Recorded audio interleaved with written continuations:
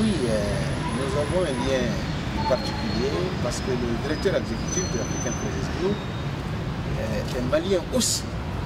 Je suis panafricain, je suis fondamentalement de culture panafricaine. J'ai été éduqué au panafricanisme. J'ai pratiqué, j'ai côtoyé de loin et de près les fondateurs de nos États.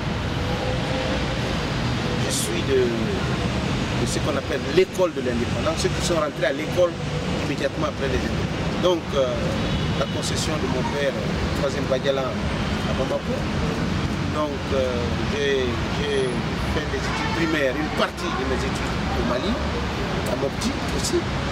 Donc, ceci me lie au Mali, personnel, familial.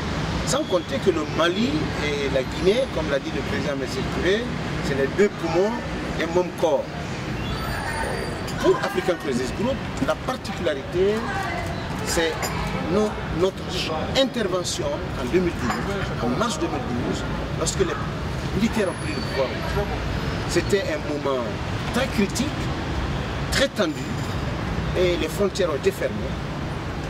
Moi, j'étais au Niger, dans le bureau du Premier ministre du Niger, lorsque il a reçu l'information selon laquelle un coup d'État serait intervenu au Mali.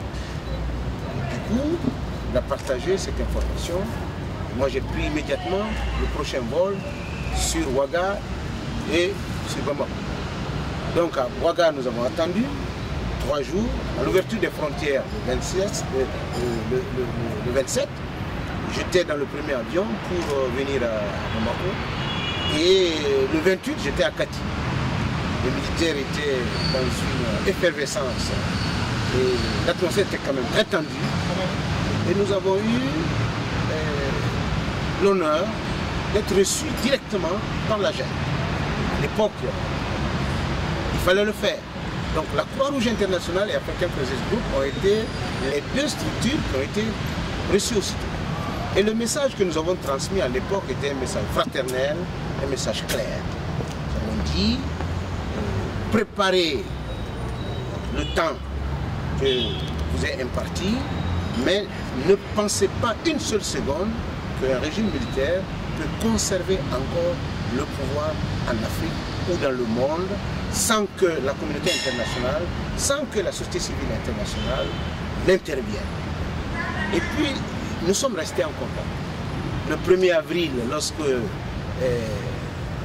le sommet de la CEDEAO, le chef de l'État de la CEDEAO s'est tenu à Dakar en marge de la prestation de serment du président Macky Sall, la décision a été prise de fermer les frontières avec le Mali, beaucoup de sanctions sur le Mali. Et d'un seul coup, à Kati, la mission d'African Crisis Group était seule face à la junte. Donc les journalistes étrangers, les délégations étrangères, tout le monde était parti, nous étions seuls. Et c'est ça l'africanité. C'est-à-dire qu'il faut accepter de discuter entre Africains pour encourager les amis de l'Afrique qui veulent nous aider de l'extérieur. Et nous avons suivi toutes les péripéties des négociations.